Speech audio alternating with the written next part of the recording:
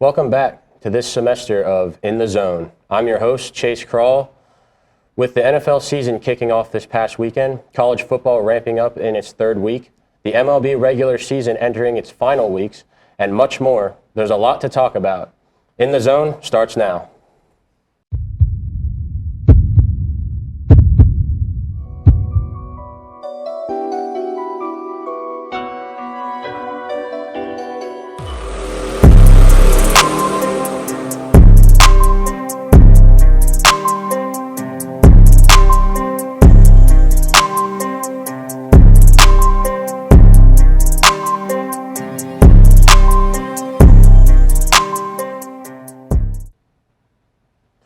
Joining me on desk this week is Billy Cullen and Theo Vela.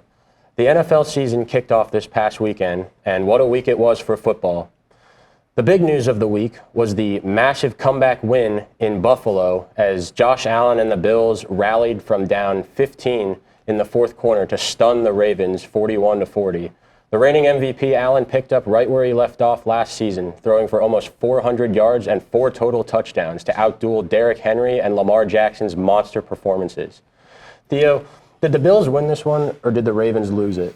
What a question to start the year off, guys. What a great topic to be covering. I did think the Ravens lost this game. Yes, one team is 0-1. Yes, one team is 1-0. But the Ravens lost this game. There's no way that you can give up, obviously, to Josh Allen and the Bills, Josh Allen being the field commander that he is and the guy that he is being able to carry that Buffalo Bills team to what it was. But you can't give up 15 points in the last 5 minutes of any football game. That just goes for any NFL, college game, even high school and Pee Wee football. You got to lock it down. And the Ravens defense, all they did was just give them time and space. All this space. You can't be going down and playing cover 3 last 3 minutes of the game and expecting nobody or no receivers to cut inside you or cut around you. There were so many 10 to 12-yard passes that Josh Allen made that were just right on cue, right on point, getting those first downs, getting those sticks moved up yards. It just can't happen. Like in a team, especially like the Ravens, even beating the Bills last year in that divisional round, very, very slim game there, as always, in Buffalo. But that's the team that they're supposed to be. They're supposed to be that team that locks down those games. They're supposed to be that team that says, hey, guys, we're up 15 right now going into these last 4 or 5 minutes of the game. We need to shut this down. We need to lock down. We need to play more man defense. I know John Harbaugh's a little bit of a scheme-wise coming in and playing that zone defense at the end of the game, but it's not going to work. And especially in the NFL level or any football level to be regardless, you got to lock it down. That last touchdown, yeah, it was a great touchdown, but so much disconnect going on, it seemed like. One guy was doing the right thing, the other guy wasn't, and then the other guy, everybody was taking everybody else's jobs.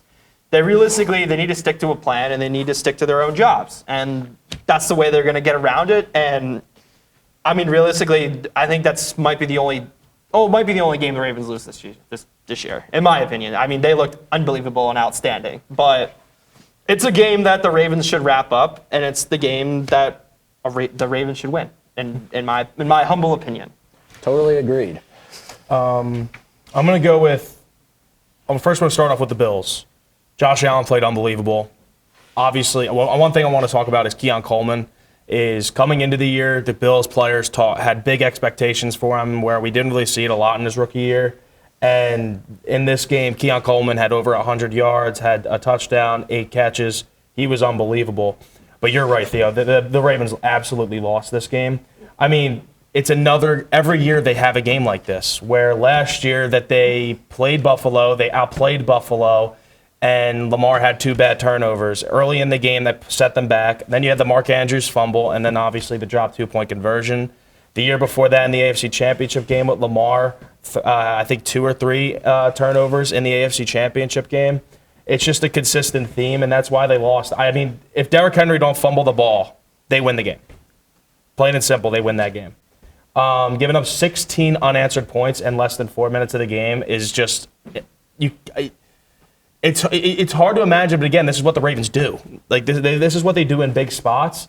I was looking down a list of just drive by drive what was happening, and the Bills scored that touchdown to make it 40-32 with just under 4 minutes to go. The Ravens then fumbled in 2 plays. That was the Derrick Henry fumble, took up only 50 seconds of the clock. The Bills then scored in about a minute to make it 40-38 because they didn't get the 2-point conversion, and then the Ravens go 3-and-out. I thought the Ravens probably should have went for it on that fourth down because of the fact that it was a shootout. You weren't stopping Josh Allen in the second half. The Bills were moving up and down the field at will. You might as well go for it so you don't give them an opportunity. And then obviously the Bills went down the field and kicked the field goal. What I take away from this game is the Ravens are clearly the better team, like without a doubt. I mean, if they were the better the team, then why didn't they win the game? I mean, here's why. Well, number one is Josh Allen is making as much of an argument to be the best quarterback in the NFL right now. Number two is the Ravens' mistakes. From a roster standpoint, they are up there, in my opinion, with Philadelphia as being the best rosters in the NFL. They are clearly the best roster in the AFC, and they just keep shooting themselves and making mistakes in the fourth quarter. It's only game one, too. Yeah. Sometimes we forget about that, too. Oh, no, it's only week 100%. one, only game one. I think the Ravens will be fine. I think the Bills are going to take off. Both teams are going to take off. In other news around the NFL, Aaron Rodgers returned to New York and got his revenge on the Jets in MetLife Stadium with a 4-touchdown performance, leaving Steelers fans surprisingly optimistic for the season ahead. The game ended with a Chris Boswell 60-yard field goal to win the game for Pittsburgh 34-32. Tampa Bay's rookie receiver Emeka Egbuka had a huge debut, scoring 2 touchdowns and catching 4 passes for a total of 67 yards, helping Baker Mayfield and the Buccaneers just beat out the Falcons in Atlanta. Also making headlines was Eagles star defensive lineman Jalen Carter, who was ejected from Thursday night's opener for spitting on Cowboys quarterback Dak Prescott. Carter has just been fined over $57,000 for the incident. Billy, with a wild week 1 in the books, which moment from this weekend caught your attention the most? I got 2, and I do think the ones that we just talked about were incredible moments, but the 2 that I want to talk about is the Niners-Seattle game where, I mean, both teams went right down the field to start the game. Touchdown for both sides. And it was like, okay, maybe this is going to be an offensive, high-power game. Both defenses look like they can't stop anybody. And then for the Niners, Kittle went down with an injury, and they just looked stagnant throughout the rest of that game. And then Seattle just could never get their footing right, really, throughout the game. Other than Jackson Smith and Jigba, I felt like they didn't really have too much of a great passing game. And what happened was Brock Purdy started off the game unbelievable. Obviously, ended the game with a great touchdown. Other than that, he played very pedestrian and really didn't play a great game. But the fact is, I do want to give him credit for facing adversity and going out there and getting a tough win against a division opponent where it's not easy to play. Seattle is a tough place to play, one of the hardest places to play in the National Football League. Now, similarly with struggling for a large majority of the game is Minnesota Vikings quarterback J.J. McCarthy. He struggled for 3 quarters. Like, it was like, we're like, man, they really should have signed Sam Darnold. They should have. Like, you were like watching that game going, what? Why did they let him out of the building? Made up for it, though. And then in the fourth quarter, he scores 3 touchdowns, lights up the Bears defense, who was playing incredible all night long. And I just think the fact that for both of those games, not only were they great games, those were division games. Those are tone setters for the rest of the season. Great performance by McCarthy, to say the least. Sorry, I didn't mean to interrupt you, Chase, but I'm not buying the Vikings. I'm not buying J.J. McCarthy at all. Listen, you're talking about a guy who didn't play a singular NFL snap last year, sat out his whole entire rookie season with a torn ACL, sitting on the bench just rotting, and you watch this guy named Sam Darnold go out and throw 4,000 yards and almost 25, 30 touchdowns last year.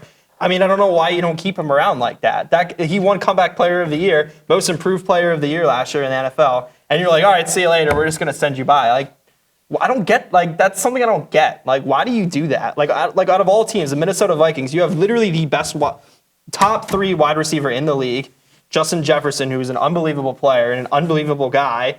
You just can't give him up. Like you're giving him up. You're giving that receiver the opportunity to say, hey, man, like, you're good. Like, you're a receiver on its own. But that doesn't happen, though.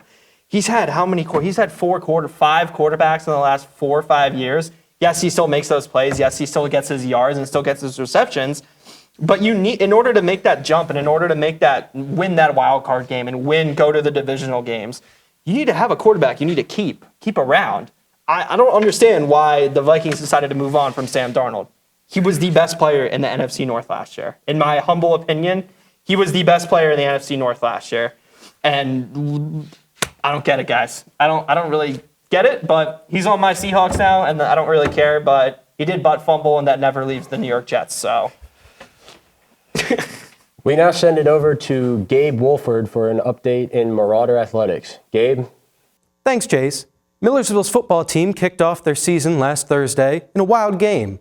A combination of stormy weather and an aggressive Frostburg State had the Marauders struggling to keep up. Frostburg State came out with an early 21-0 lead, and after nearly 2 hours of rain delays to start the second quarter, Millersville almost came back, totaling 364 yards and an offensive in back-and-forth second half. After closing the gap to just one touchdown in the third quarter, the Marauders ended up falling short, losing 42-34. Men's soccer won the opening game of the season, winning 1-0 against Salem University on Thursday afternoon, while women's soccer struggled in their game against St. Michael's. After a scoreless first half, they just ended up falling short, losing 3-2. In golf, the men's team finished 12th at the Wheeling Invitational and 4th at the Dickinson Invitational this past week, and they will be back in 2 weeks at the Penn West Invitational in Greensburg. Now we'll send it back to the desk to talk about the end of the baseball regular season. Chase? Thanks, Gabe. In the world of baseball, the regular season is coming to a close, and the focus is shifting to the final playoff spots. Teams like the Phillies, Brewers, and Tigers have good holds on their division leads, but teams like the Blue Jays and Dodgers are holding on to slim margins. Postseason seeding is also getting tight, as the Phillies are fighting to fend off the Dodgers to secure a first-round bye, and the AL wildcard has 4 different teams within 4 games of the last postseason spot. With a lot of action that will likely come down to the wire, Theo, who do you have your eyes on in the closing weeks of the regular season, and what predictions do you have for the postseason? I'm just sincerely looking at the AL East right now. I mean, listen, like the Blue Jays are a great baseball team. Yes, the Yankees they've been struggling. A very team that has been very struggling on the back end in their bullpen and the way that they've been throwing the ball recently. And also the Boston Red Sox. The Boston Red Sox those 3 teams right there, I believe at the end of the season, I don't think the Blue Jays are going to win the East. I think it's going to either be the Red Sox or the Yankees, in my opinion. But that's just how it is. That's just how baseball is. You got to move on. You got to take it day by day. You got to take it batter by batter, pitch by pitch. Like just keep moving on with it. Obviously, the Red Sox have, in my opinion, probably the best bullpen in the game right now. Just the way that they've been able to close out games in the 7th and 8th and the 9th. The Yankees, obviously, still with their defensive woes and their whole defensive schemes going on right now. It's not looking too pretty. They've been testing out different options, but right now is not a time where you test things out and you see if it works or not. Right now, in all of the MLB and anywhere in the league right now is about locking yourselves in. The Phillies, yeah, they lost Zach Wheeler. That sucks. That hurts a team like that. And especially the way that he's been playing. I mean, he's been leading the lead in strikeouts ever since April and May, so cannot put that behind them. Obviously, the Padres have been struggling over the last couple of series. The Dodgers are still struggling. I don't know what's wrong with the Dodgers, in my opinion. They're one of those teams where it's like, listen, they're going to get hot, and when they get hot, they're not going to stop. And realistically, my bold predictions right now is I think any team can win the AL. I think any team in that wild card division, any team that's leading their division, I think any one of those teams can win the AL. Personally, I do think it's going to be Phillies Dodgers in the NL Finals. I mean, I really don't see any other teams stepping up and making that big jump. Yeah, you could say the Padres, but they don't strike me as one of those teams where it's like, okay, we need to make a push. I do think also, going back to the AL, I know we're jumping leagues just like that, but I don't think the Tigers are going to win a playoff game. I'm not buying the Tigers right now. And I've seen the Tigers play a bunch this year. I've been to a couple Tigers games myself when the Phillies played the Tigers.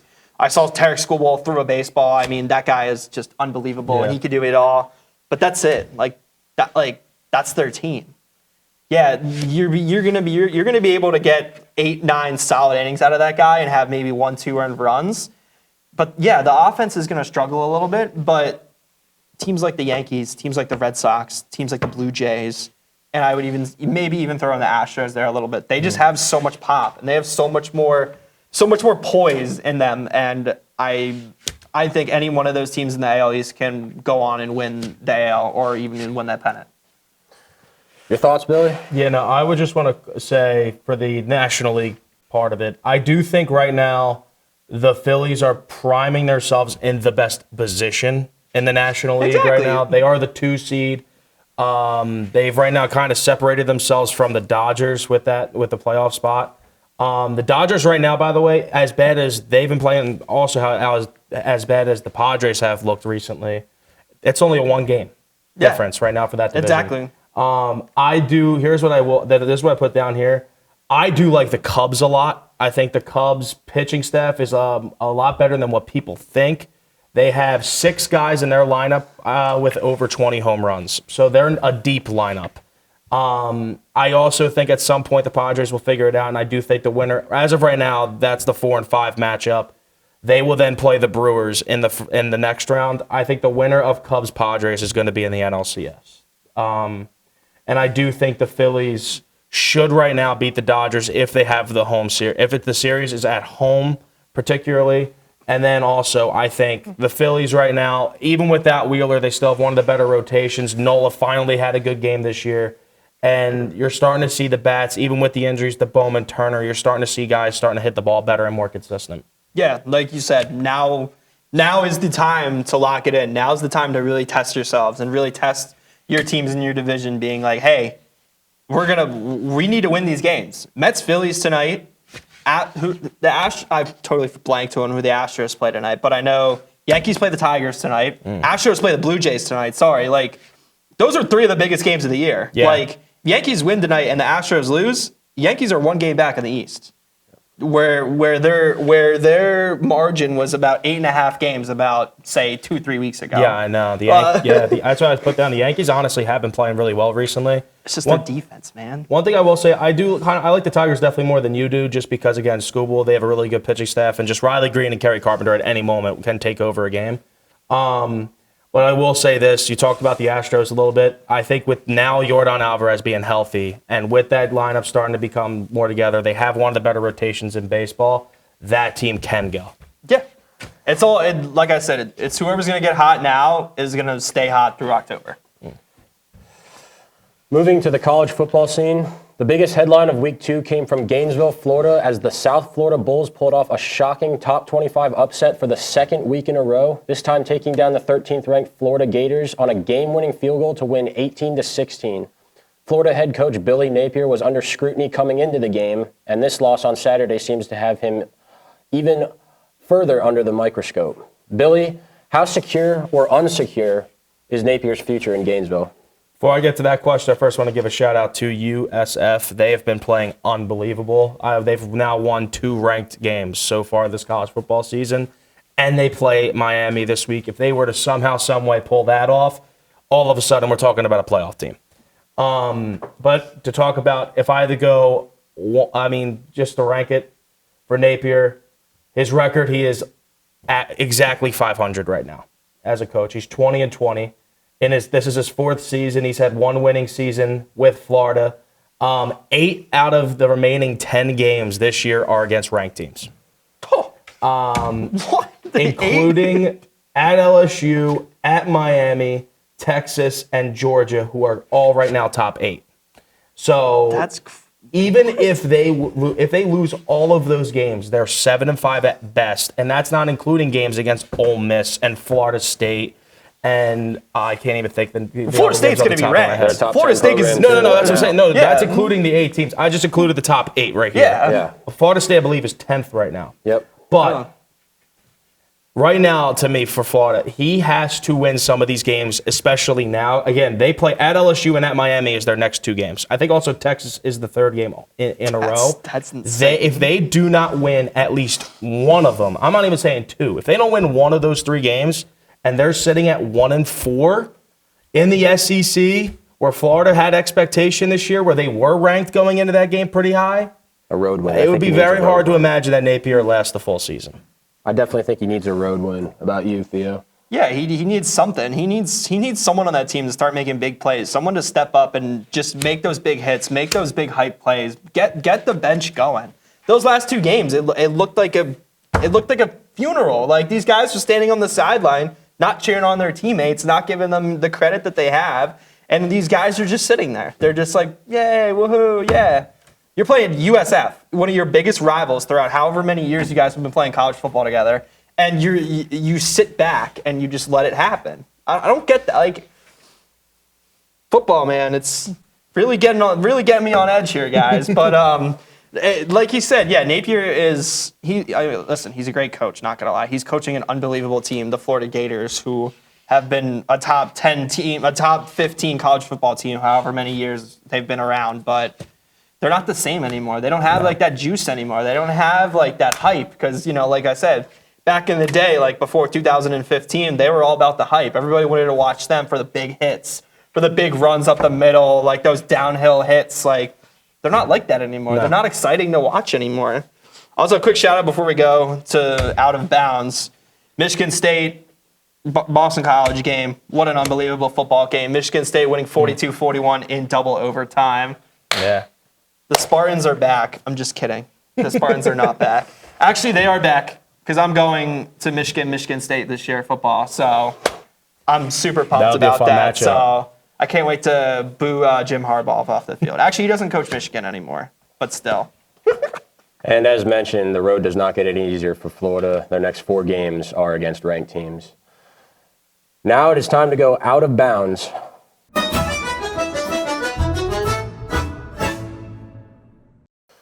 The North Carolina Mountain State Fair is currently underway, taking place from September 9th to September 14th. With rides, great food, and fun entertainment, the State Fair draws in almost 200,000 people every year. But this fair offers more than your typical lineup of activities.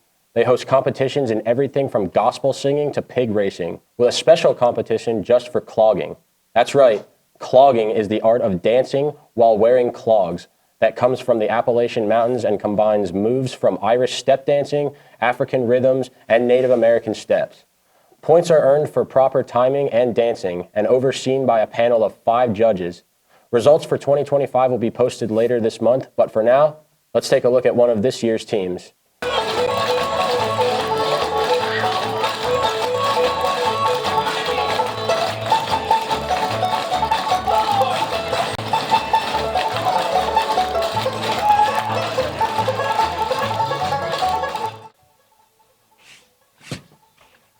Pretty cool, Chase. I'm not going to lie. I like that stuff. Now, Theo, do you think you'd ever consider becoming a professional clogger after college, after seeing that? Who knows? I could. It's a possibility. I mean, I like dancing. I mean, I have very, very flat feet, so who knows how this will be on my feet, clogging-wise, just clogging. You got the moves for it. You're good. Yeah, how about you, Billy? Thanks, Billy. I know you future got in them this? too. I mean, I can get hot stepping here and there, but, we'll see. I mean, maybe. Try it out. No. I think it's worth a good try, I think we should. I think at the end of the year we should have a bit. We should have a bit. We should go back to this where we'll review this and we could have some sort of little package where we try to do it or something. The 3 of us. That would be great. That would be. That'll do it for this episode of In the Zone. For Theo, Vela, Billy, Cullen, and Gabe Wolford, and the entire In the Zone crew, I'm your host, Chase Krall. Thanks for watching, and we'll catch you right here next time on In the Zone.